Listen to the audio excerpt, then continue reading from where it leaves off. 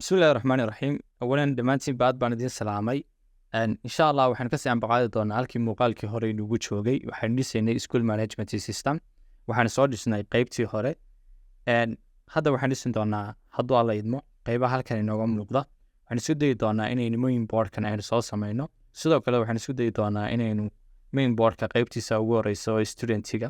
inaynu ka soo saarno xogta ardayda form lagu buuxbuuxinay insha Allah kaasi rabnaa inaan muuqaalkeena aynu kusoo fargarayno hadduu alla idmo hore waxaan usoo sameynay login formkan markaa si aynu student form usoo sameyno ama main board usoo sameyno waxaan ku dhufan doonaa space nameka ayaad right click leedahay right click markaad siisid waxaad ku dooran doontaa halkay ku qorantahay add deetana waxaad leedahay new item ayaad dooranaysaa haddii ay qaybtani kuu soo bixi weyday qaybtani kuu soo baxdo keliya waxaad ku dhufan doontaa halkay ku qoran tahay show all template deetana waxaad dooran doontaa qaybta ay ku qoran tahay windows form deetana halkan waxaynu la bixi doonaa main deetana waxaan leenahay add ayaad leedahay way qaybtana markaa kuu soo bixi doontaa ugu horeyn waxaynu soo gashan doonaa sawirkeenu soo gashan doonaa deetana panelka sare ayaan siisan doonaa way waxaan rabnaa sida kan uu u fidsan yahay oo shaashada ugu fidsan yahay inuu saasoo kale u fidsanaado qaybtaasoo kale hoos baad u socon doontaa qaybta ay ku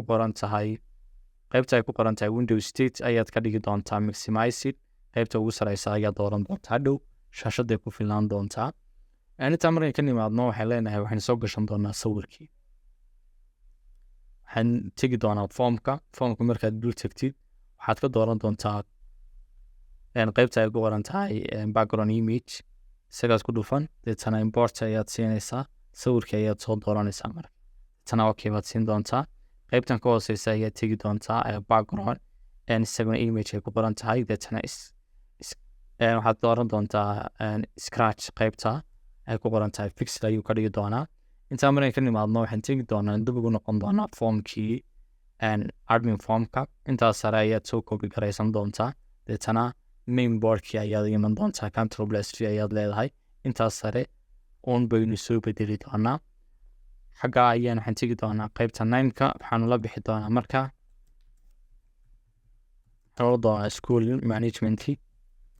system ayaan siin doonaa way intaa markaynu siino waxaan tegi doonaa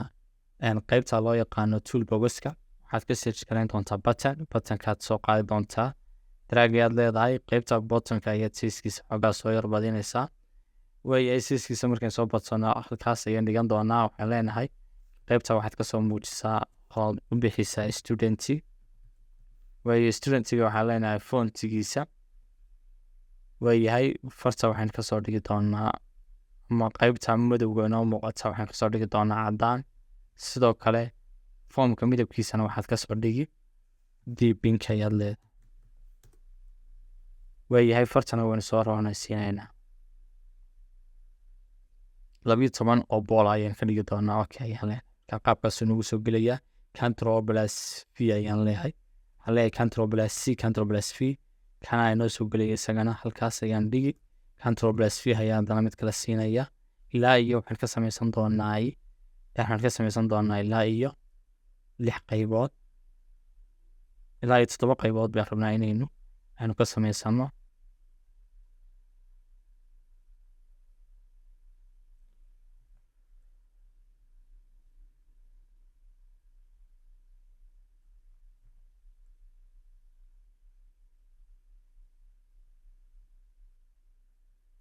way tamar ka nimaadno kan labaad ayaan ku dhufan doonaa waxaan u bixin doonaa isagana waxaan leenahay teacher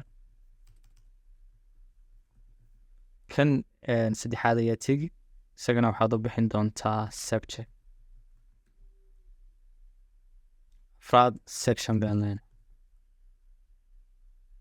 shanaad enrollment ayaan leenahay lixaad tendency ayaan siinaynaa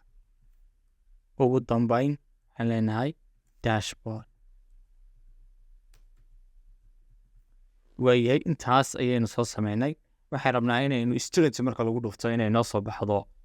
formkii studentiga markaa waa inaynu soo sameynaa marka formkii studentiga intaas marka ka nimaadno isla qaybtii space namekii baad ku noqon waxaad leedahay add deetana new item ayaad kasii dooran doontaa si lamida intii ayaynu soo qori doonaa isagana halkaa waxaynu la bixin doonaa student markaynu la baxno waxaynu soo qaadan doonaa qeybtii baad ku noqon doontaa foomka intii ayaad soo koobi garaysanaysaa waxaad leedahay control plus v halkaa sare ayaan waxaynu la bixi doonaa aynu cugan doonaa magacaasi un bayn kasoo bedelay waxaan leenahay student oo keliya waay intaa markaynu doorano waxaynu soo gashan doonaa group waayahay soo jiid halkan dhig isaga soo badi maybe ilaa intaasaynu deysanaynaa magaca halkaa kasoo muuqanaya baan wax rabaa inaan kasoo muujiyo student information info waayataa markan ka nimaadno waxaan tegi doonaa qeybtan halkaa waxaad ka search garan doontaa label kanaad soo qaadi halkanaad dhigan xoogaa fartaad soo roonaysiinay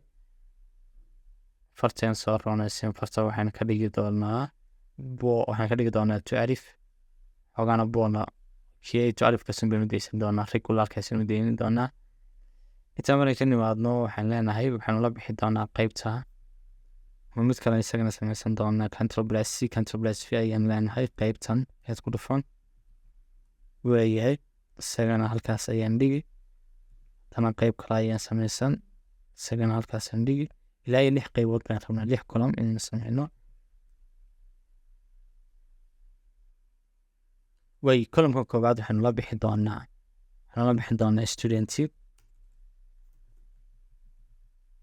student id column-ka labaadna waxaanu la bixi doonaa student name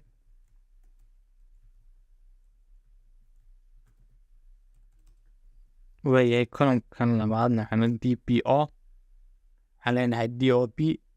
oo taariikhda dhalashada qeybtana waxaan leenahay gender qeybtana waxaan siin doonaa phone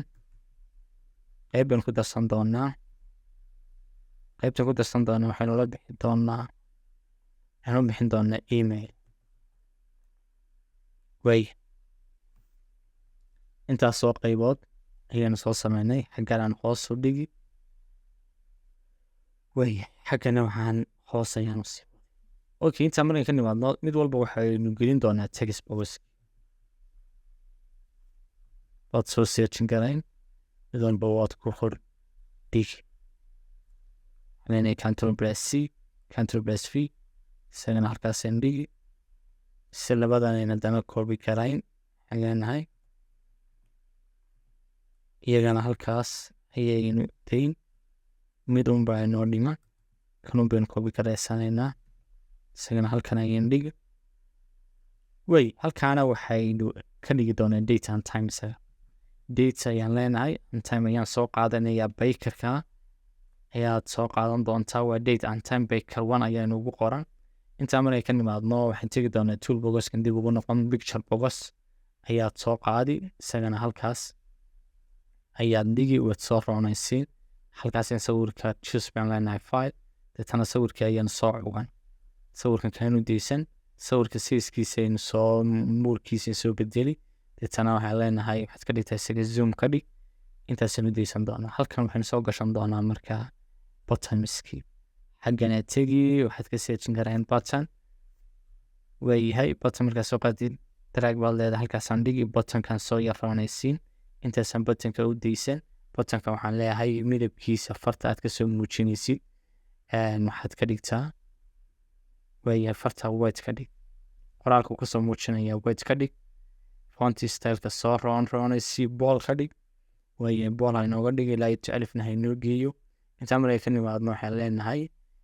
allahu mustacanu kariim kalarka guud uu yeelanayayna waxaad ka dhigtaa deep pinki ka dhig waayahay qaabkaas marka inoogu soo saarayaan ninka koobaad waxaad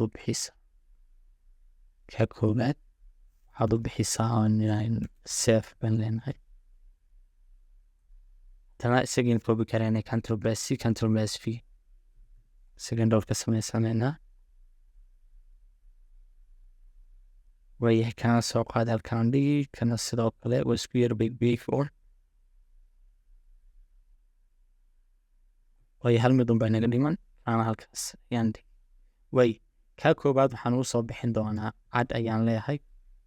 ka ku sii xigana waxaan u soo bixin doonaa update ka ku sii xiga waxaan ula bixi doonaa Allahu musta'aan kalim delete kana waxaan ula bixi doonaa new kana waxaan ula bixi doonaa display intaas baan soo sameeyay xaggan hoose waxaan soo gashan doonaa data grid view kanaad soo qaadi xaggan oo sadhiga marka way teen hoos saano qaybta tagno in saa hoos inu qaybta in saa saano data grid view nasaasi lagu sameeyay midab ahaan waxaan ka soo dhigi midabkiisana deep waxaan leenahay pink isaguna saas u qaadanay ka aan ugu horeysiina qaybtan way ka duwan tahay qaybtan waxay tagi doontaa date and time ka waxay tagi doontaa Allahu musta'aan karim xaggan waxaad ka baari doontaa format qayb ay ku qoran tahay format way formatkiisa soo bedeli doona waxaan ka dhigi doonaa qaybta custom marka saas uu inooga weekaysiin doonaa qaybta markaad custom dooratid isla waxaad tagi doontaa qaybta event-ga halkay ku qoran tahay value change ayay double click siinayna horteeda double click markaad siisid waxaad sheegi doontaa qaybta laga soo muujinayo iyo magaca loo yaqaan waa date oo date and time pickerka koobaad inta markayna waxaan leenahay qaybta in soo bedelnay ayaynu leenahay .custom waynu nagu apply karayaa custom formatkii tana waxaan leenahay waxaad nagu kaydisaa uu soo saarayaa waa taariikhdii maalintii oo deegiya sidoo kale waxaan rabnaa inuu noo soo saaro monthigii oo bishii ah sidoo kale wuxuu noo soo saaraya yearkii oo isaguna 4 way aad qoraysid waxaan rabnaa intaas inuu noo soo saaro inta markaan imaadno haddana waxaan ku noqon doonaa isla sagii baan dib ugu noqon sagii markaan ku noqon key down ayaynu ka search garanaynaa qaybtan ka baari key down-ka qaybtaas isagana double click ayaad siin inter baad siin doontaa inta markaad siisid waxaad leedahay if so condition baan ku xidhi doonaa condition-kana bracket baan soo furi qaybtaas waxaan ka dhigi doonaa skip-ka back baan ka dhigi doonaa waa inaan bili hore iyo dambeba waa inaan bilishii aan arki karaa inta markaan imaadno halkaas waxaan soo furi doonaa brace-ka inter baan leeyahay halka laga soo muujin doonaa ay shaygaas ka soo muuqanaya waa date intaasaan xusi dadana waxaan leeyahay dot ayaan siin doonaa qaybtan waxaan leeyahay waa custom formatkii ayaad xusi doontaa custom formatka waxaad ku keydin doontaan value null ah value-ga markaan soo coogano markaasunbuu value halkan u geli doona intaas waa ta hore waxaanu iman doonaa markaa inaynu hadda samayno query saynu samayno aynu xog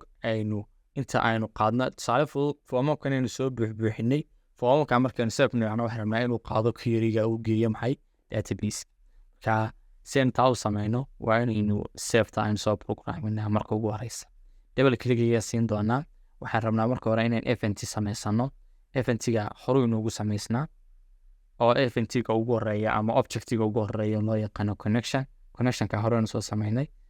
qaybtan connection-ka ka copy garaysanaysa qaybtaasina copy garaysan control plus c baad leedahay waxaad ku noqon doontaa qaybtii double click ayaad siin doontaa control plus v ayaad leedahay connection-kii koobaad way noo samaysan yahay marka waxaan rabnaa inaynu samaysano maadaama aynu query dalbanayno waxaan rabnaa inaynu class loo yaqaano SQL connection inaynu u yeedhno SQL waxaan leeyahay command SQL command waana command-ka ugu horeeya waxaan leeyahay SQL command ayaan siin doonaa command-kaasi waa class-ka waxaynu la bixi doonaa CMD waxay ka dhigan tahay leenahay waa new SQL command markaas halkaasina waxaan xusid amarada aynu u baahnay waaya query baan rabnaa inagu inaynu save garaysano aynu kaydsano sidaynu kaydsano waxaan leenahay insert ayaad leedahay insert markaynu siino qaybta insert markaynu siino waxaan leenahay insert into table-ka magaciisa sheegaysa marka table-ka hadda inooma samaysna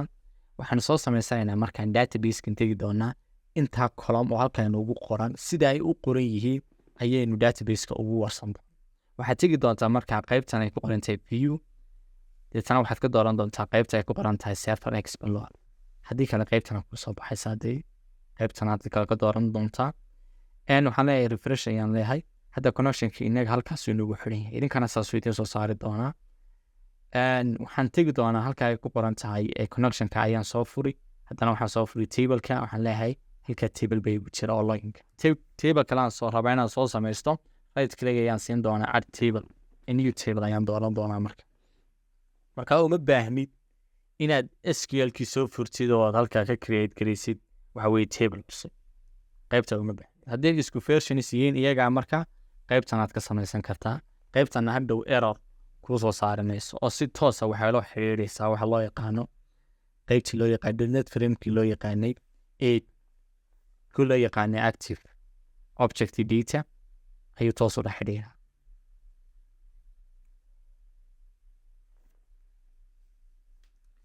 waayahay kolomadii baan halkan ka samaysan doonaa kolomka koobaad wuxuu inoo ahaa inuu soo bixinay student waxaan nidhi loo yaqaanaa student ID waxayna ka dhigi doonaa inti ka labaadna waxaan nidhi waxa loo yaqaanaa student name isagana waxaan ka dhigan doonaa furniture ka saddexaad waxaan nidhi waxa loo yaqaanaa DOP wuxuuna ahaa date time qaybtan oo soo dooran date and time markaan doorano qaybta afraad waxay ahayd genderkana furniture ayaa dooranaysaa waayahay qaybta kusii xigtaa waxay ahayd phone-na waxaan dooran doonaa furniture qaybta kusii xigta waxay ahayd emailkana waxaan dooran doonaa isagana furniture ayaan dooran intaas saasoo la samaysa si aynu haddaba data tableka aynu magac ugu sameyno xaggan aad tegi doonta halka ay table ku qoran tahay waxaad u bixin doontaa studentigaasaan u deysan doonaa saasu markaa xogtaasay noqon doontaa xog u seef garaysan waxaad tegi doontaa updatesaaad tegi updateka markaad tegtid halkaasi markay active noqoto ayaad ku dhufanaysa way qaybtaas wada active noo noqotay isagaad ku dhufan qaybtaas saasay markaa ay noogu taagsan hadda waxa aynu sugnaaba waa inaynu ku yarigii aynu toos ugu yeerno qaybta waa iska soo xidhi haddana qaybtan tago on refresh gareeyo oo kaysoo kale student maysoo kale haddaba waxaan tegi doonaa qaybtan waxaan tegayaa qaybtan loo yaqaano safe ayaad double click siinaysa safe markaad double click siisid halkaa waxaan gashan doonaa studentigii tablekii aan soo sameynaa noo baxnay student markaa xogtaasi waxaa la soo gelin doonaa tableka loo yaqaana student waxaan leenahay waxaad u samaysaa value u samee valueyadiina waxaan xusi doonaa intii column aan soo sheegnay bracket baan furi bracketka markaan furo waxaan xusan doonaa oon tilmaamsan doonaa dhammaan columnskaan soo sheegay columnska waxaan ka horeysin doonaa calaamadda at columnka koobaad aan soo sameynay wuxuu ahaa waa student ID sidaa u qoran yihiin baad u qoraysaa deetana waxaan leeyahay coma deetana waxaan siin doonaa ka labaad uu ahaa student nine buu isaguna ahaa isagana comaan siin doonaa waxaana ka horeysiin doonaa at haddana waxaan tegi doonaa qaybta labaad saddexaad at baan ka horeysiin saddexaad wuxuu ahaa DOP isagana waxaan leeyahay comadii atstii baan ku xijin waayahay adstii markaan ku xijiyay isaguna wuxuu ahaa gender waayahay ka kusii xigaa wuxuu ahaa phone ka kusii xigaana wuxuu ahaa email ugu dambeeya intaa markaan sameeyo waxaa leenahay xogtaas waxaa laga soo akhrisanaya bracketkii way xidhan yahay ama bracketkeyga halkan ka soo xidhi waxaan siin doonaa calaamadda bracketkaad soo xidhi bracketka markaan ka soo xidhno halkaa waxaan dhigi doonaa com xogtaa wuxuu ka soo akhrisan doonaa objectiga loo yaqaano connection ayuu ka soo akhrisan doonaa xogta oo databaseka ayuu si direct ula xidhiiri doona intaa marka aynu soo samaynay waxay rabnaa inaynu haddaba columnskii aynu u sheegno qaab parameters halbeegyo aynu ku cabirayno ay jirtaan parametersku wuxuu noo saamaxayaa inuu mid kastaba data typekiisa si fudud u ogaado si xogtii marka aynu gelino waxaan leenahay waxaan soo qaadan doonaa classkii aynu sameynay aynu la soo baxnay waxaa loo yaqaan SQL command aynu soo gaabsanay CMD aynu soo gaabsanay CMD markaynu ano dot bay siin doonaa waxaan leenahay parameter waxaan leenahay markaynu seeno halbeegaas waxaan leenahay halbeegaas waa inaan soo gelin doonaa arbit value waa inuu inoo qaadan karaa maxay value-yadii marka parameterka waxaan ku bedeli doonaa value ayaan ku bedeli doonaa halkaasay markaan ka furi doonaa parameterku waxa weeye waa kolomadii weynoo sheegi doona sidoo kale wuxuu inaga caawin doonaa inaynu si fudud data type-kii loo aqoonsan karo sidoo kale wuxuu inaga caawin doonaa inuu waxa weeyaan ka ilaaliyo khalad inuu dhaco ama SQL injection inay meeshaasi ka dhaco marka waxaan samaysan doonaa si sax ah waxaan tilmaami doonaa kolomadii iyo qaabka u qornaayeen halkan tegi kanaan soo furi sida ay u qoran yihiin bal halkan aad ugu qori doontaa adigoo calaamadda aad ka horeysiin doonta double code-kaas aan leeyahay double code-ka markaan sheego waxaan leeyahay ka koobaad waxaa loo yaqaanay student ID waxaan sheegi doonaa comma leenahay commada markaan sheegno data type-kiisaan sheegi doonaa waxaa leenahay int dot parse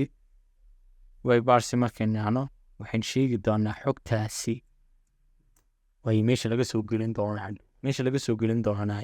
waa text plus one property-giisuna uu yahay intaan lagu talagalay in laga soo geliyo text intaa markaan sameyno waxaan soo xidhi doonaa bracketadii noo furna semicolon naman ready interbane kii labaad ayaan sameyn doonaa column-kii labaad waxaan leenahay kaalana parameterka ayaad sheegi add baad leedahay add with value dadna bracketkii baad soo furi waxaan sheegi doonaa add double quote-kii baad xusi kaana waxaa loo yaqaanay waa student 9 marka aynu sheegno isaga koomadii baad xusi isaga aqoonsanaya data type-kiisa parameter automation buu aqoonsanaya isaga xulanaya marka waxaan leenahay meesha laga soo muujinayo baan sheegi doonaa hadhow xogta laga soo gelin doono waxaan leenahay waa text box 2.text oo property-giisu yahay maxay text uu yahay deetana soo xidh qaybtii ku xigta ayaan iyadana xusi waxaan leenahay parameter waayahay add with value deetana qaybtaas xoogaa way ka duwaneyd oo qaybtaas watay aynu ay ahayd taariikhdana iyada aan rabnaa inay noo soo saarto iyadoo inay value noqoto meesheeda ku kaydsan markeedii horeba marka waxaa la sheegi doonaa iyadana magaceenu soo bixinay waxaan usoo bixinay DOP deetana waxaan leenahay qaybtaad ka soo saari doontana ha noqoto date laga soo gelin doonaa inoo qaybta date and time deetana waxaan siin doonaa isaga value ayaan siin doonaa marka way qaybtaasina saas ku dhammaystiran tahay CMDD ayaad xusi doontaa ama si fudud ba qaybahan bay noo soo koobi garee halkaas waxaad kala bedeli doontaa magacan ayaan ka bedeli waxaan leeyahay kaalabad waxaa loo yaqaana gender waxa weeye halkana waxaan ka dhigi doonaa tree haddana midka labaad baan samayn isagana waxaan u bedeli doonaa phone ayaan leeyahay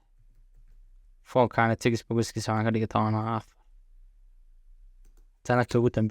ugu dambeeyana email ayuu ahaa waayahay emailna wuxuu ahaa text box 5 haddii aynu qaybta aynu dib ugu noqono aynu isnacno fahma qaybahan gelinaya waa qaybahan hadda ka ugu dambeeyahay waxa weeyaan magaciisa waxaa loo yaqaana text box 5 saas 4kii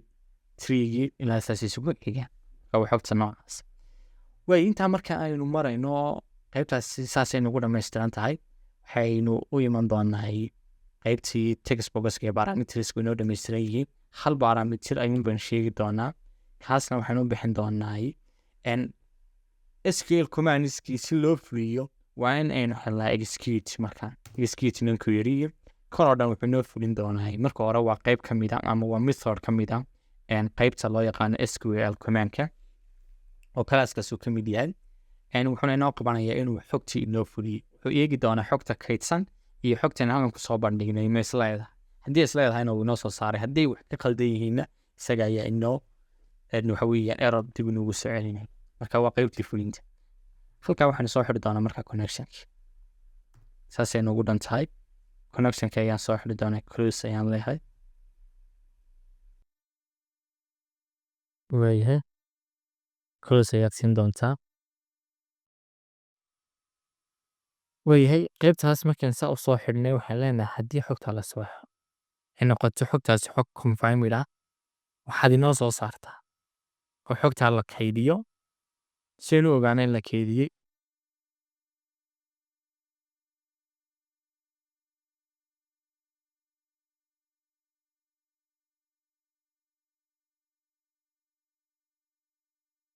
record saved successfully ayaan ula bixi doonaa okay haddana waxaan leenahay comment siin doonaa saved ayaan bracket baan furi waxaan leenahay xagga sare waxaad kasoo muujisaa saved sidoo kale waxaad aynu ka samaysan doonaa inuu markaa ay xogta inoo save garay inayn okay aanu siin karno sidoo kale waxaan leenahay qaybtaasina waxaad kasoo muujisaa iconkaasina haynoo xambaarsanaado okay qaybta icon baad ka seetin garay icon ayaad ku dhufan dadna waxaad leedahay bad information way okay halkaas microphone baan raacin microphone baan ugu dambaysiin doonaa save aan leenahay haddaba haddii aynu hadda soo dhibaa garayno wuxuu inagu jooga halkii hore haddii aan foomka tagno foomka haddii aan ku dhufanno wuxuu inoo soo saari doonaa markuu xogta soo helay message boxkan inoo soo saar marka message boxka uma baahni halkaa waxaan ka samayn doonaa mainkaasina waxa weeyaan waa ka halkaa foomka halkaa inagu samaysan mainka waxaan usoo gaabsan doonaa oo foomkaasa nm baan usoo gaabsan doonaa waxaan leeyahay nm waxay ka dhigan tahay waa new main weeye qaybta markayna ano waxaan leenahay nm ayaan ku samayn doonaa oo waxaa loo yaqaano show dialogue box dialoguekaas markaa noo soo saari doonaa waaye sidoo kale waxaan rabnaa allaha mastacaanu kariim marka lagu dhufto marka qaybtan lagu dhufto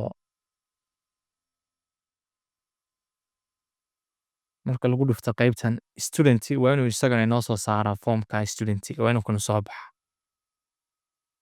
marka double click ayaad studentiga siinaysaa halkaana waxaad ka samayn doontaa student markaynano waxaan leenahay st nagu soo gaabi waxay ka dhigan tahay st waa student ayay ka dhigan tahay waa new student ayay ka dhigan tahay new student isagana qaybtaasaan soo xidhi bracketka intaa markaan samayna waxaan leenahay st ayaan samaysan doonaa dialogue dadshowgaas safe ayaan leeyahay marka waa soo dibaalgaraynaya marka start ayaad ku dhufan doontaa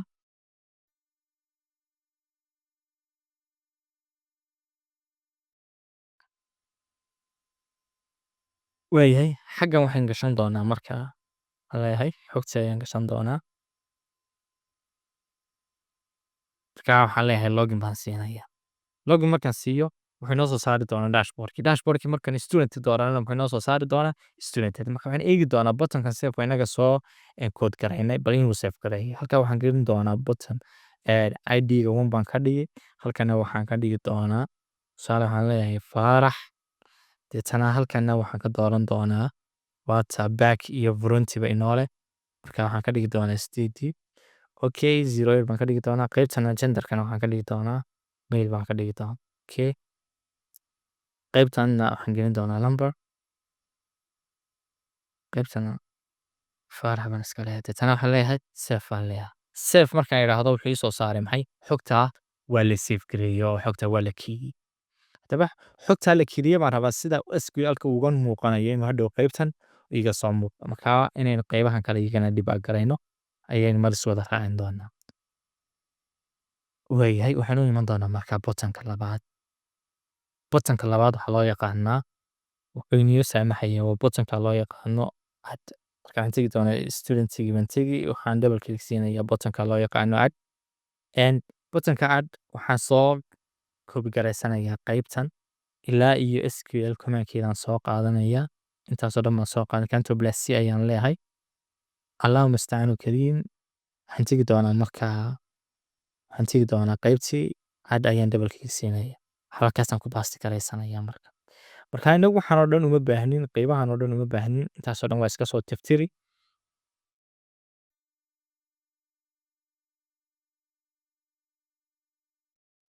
waayahay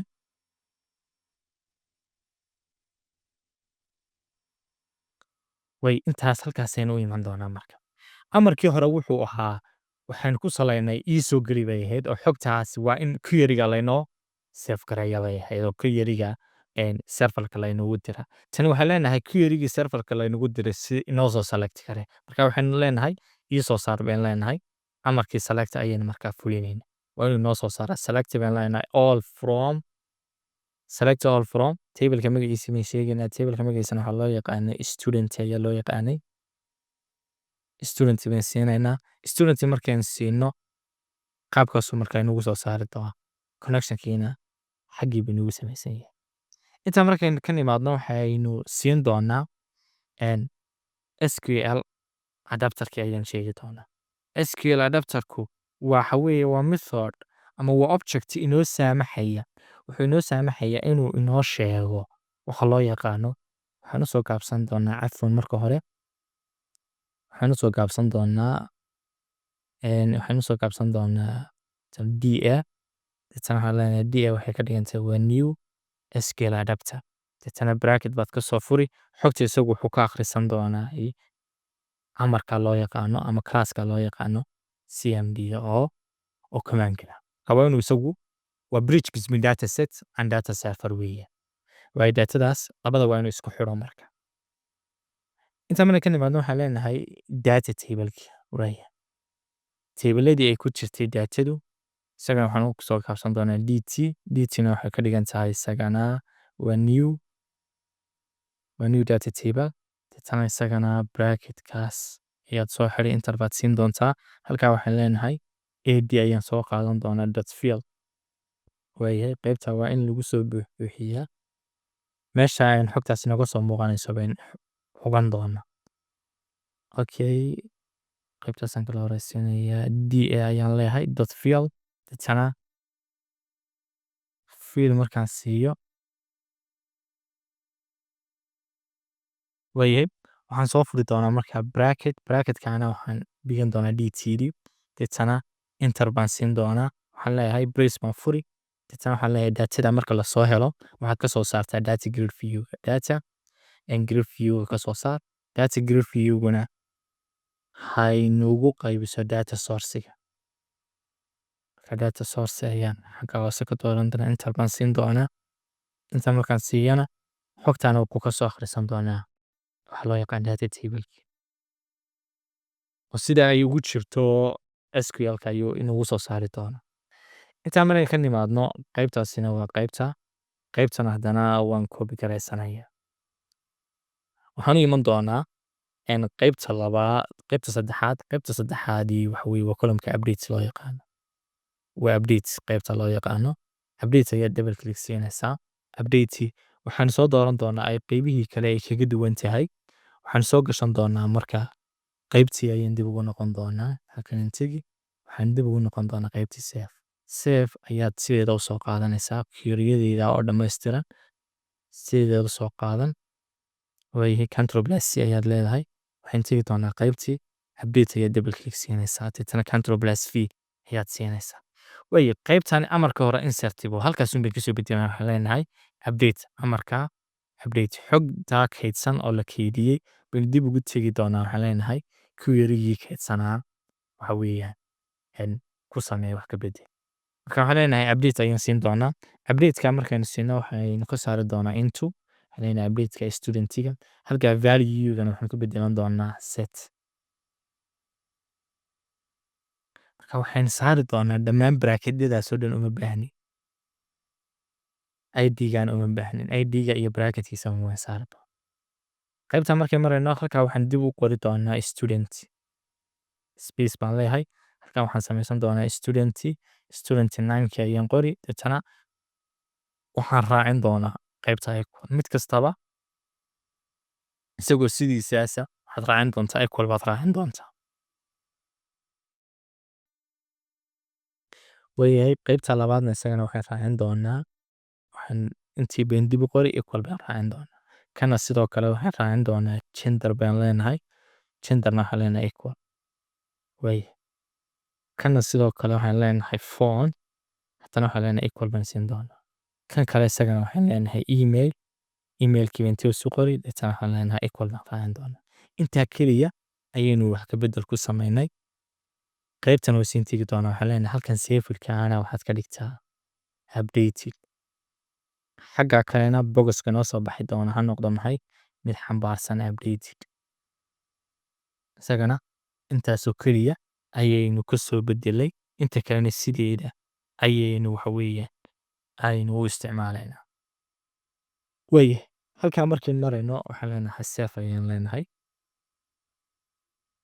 waxaan u iman doonaa amarkan xiga kana waa delete weeyaan delete ayaa double click siinaysaa delete waxay naga caawin doontaa isagana inaynu soo qaadano xogtii okay waxaan soo qaadanaynaa si fudud waxaan tegi doonaa safe markaan tagno intaanaan soo qaadanaya marka qaybahaasoo sideedii ayaan soo koobi garaysanayaa xaggii baan tegaya student delete baan kasii dooran doonaa marka halkanaan markaa ku baasti garaysanaya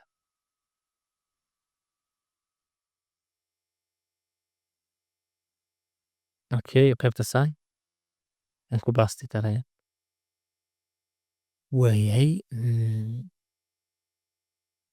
waan soo qaadi waan soo koobi garaysan xaggii baan tegi waxaan leeyahay deletean tegi waxaan leeyahay control plus v ayaan siinaya marka qaybihii oo dhan waa iska soo saari qaybahaasoo dhan waxaan keliya aan leeyahay waayahay qaybtan oo dhan waan tirtiri waayahay halkaa waxaan ku bedeli doonaa waxaan leeyahay delete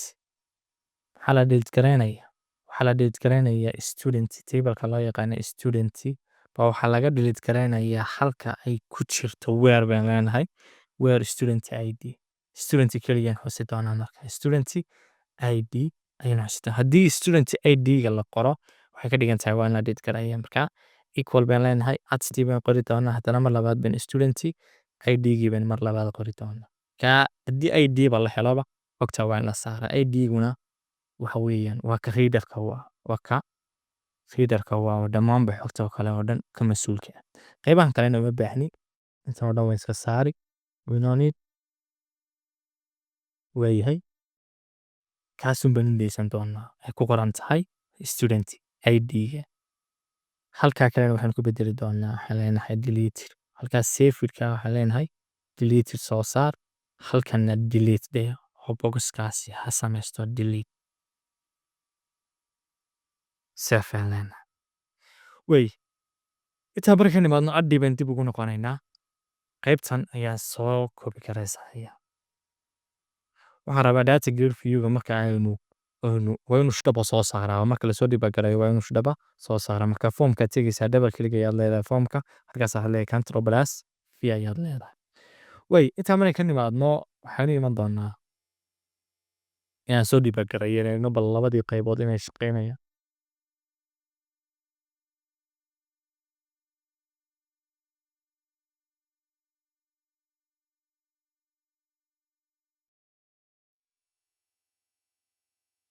waayahay halkaa waxbaa ka qaldanaaday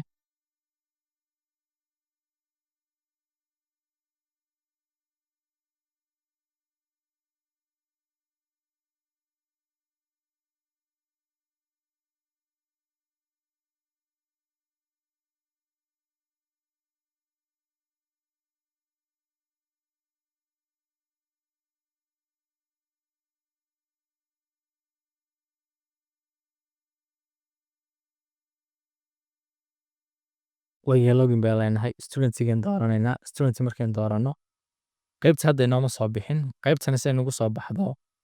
ama haddii aynu ku dhufanno hadda aynu soo diiwaangelino aynu qof soo diiwaangelino aynu halkaana nidhaahno aynu siino cabdi aynu cabdi ka dhigno female tusaale aynu ka dhigno female aynu halkana dooranno aynu tirsiga dooranno halkana aynu dooranno tusaale aynu nidhaahno aynu cabdi nidhaahno haddii nidhaahno xogtaas safe haddii nidhaahno ad waa in qaybtan laga soo muujiya marka qaybta ad ayay wax ka qaldan yihiin qaybtaasaan soo sixi doona waxaynu ku noqon doonaa marka ad waxaynu eegi doonaa halkay wax ka qaldan yihiin halka waxaynu ugu qoran sax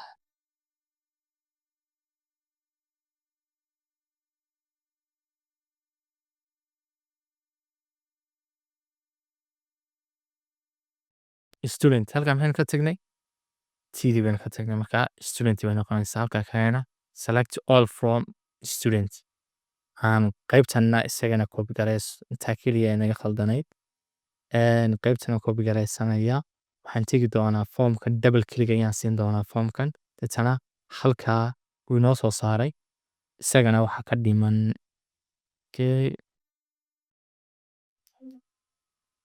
qaybtaas waxaan leeyahay control plus v deetana waa soo dibaa gareynaya waxaan filaya hadda wax errora kuma jiro haddii aynu xog soo gashanno aynu aan login siino aan qaybtana soo doorto tusaale waa kuwan halka inoo soo gashay labadii aan soo gashanay waa halka inoo soo gashay tusaale fudud waxaan leenahay qaybta cabdi oo vmailka ah waa in lagu samayn karaa maxay maadaama uu khaladkaasi ku jiro waxaan tegi doonaa id-giisan qori doonaa id-giisa waa id-ga labaad halkan aan tegi waxaan leeyahay labaan qori doonaa magacii wuxuu ahaa cabdi buu ahaa sidiisan ugu dayn doonaa halkana waxaan leenahay mail baynu ka dhigi mail markaynu ka dhigno waxaynu qaybtana ka dhigi doonaa nambarkeenu bedeli emailkana waxaan ka dhigi doonaa cabdi@email.com deetana waxaan siin doonaa qaybtaas waxaan siin doonaa update marka update tiraahdo marka wayna update ka bedela hadda update columniska aynu qorna ayaa ka khaldayay marka update baynu soo hubin doonaa waxaa ka khaldan wayahay student set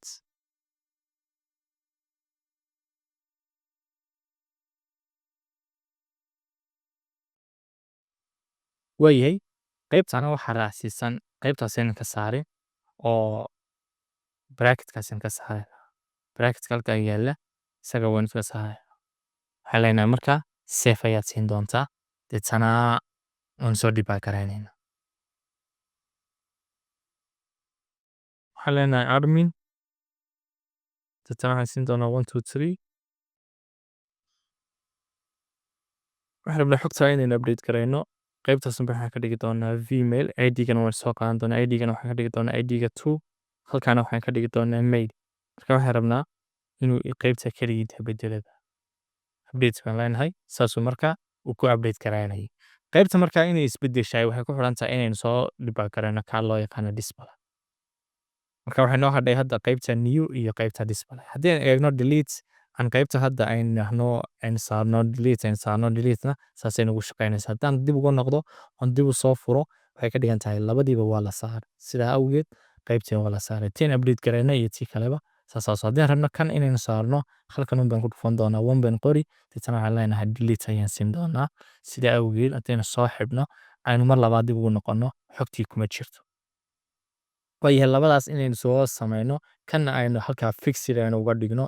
kanna centerka aynu ka soo muujino tusaale qaybtan hadda fixed maaha oo intan waa banaanta waxaan rabnaa inuu columnka ku filnaysiiyo intaasaan rabnaa inaan soo samayno waxaan tegi doonaa markaa qaybta markaan rabnaa inay centerka inooga soo muuqato xagganaad hoos baad u soconaysaa formka waxaad tegi doontaa halka ay ku qorantay start position waxaad ka dhigi doontaa mid center screenka ka muuqda qaybtanna isagana hoos baad u soconaysaa waxaad dooran doontaa qaybtay ku qoran tahay way auto saysid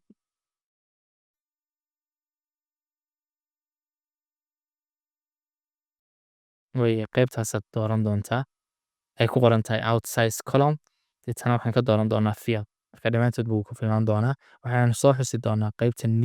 new waxaan soo dooran doonaa keliya qaybtan tegi doonaa waxaan ku qoran doonaa text box 1.text baan leenahay deetana waxaan leenahay waxaad ku kedisaa null value yani xogtaa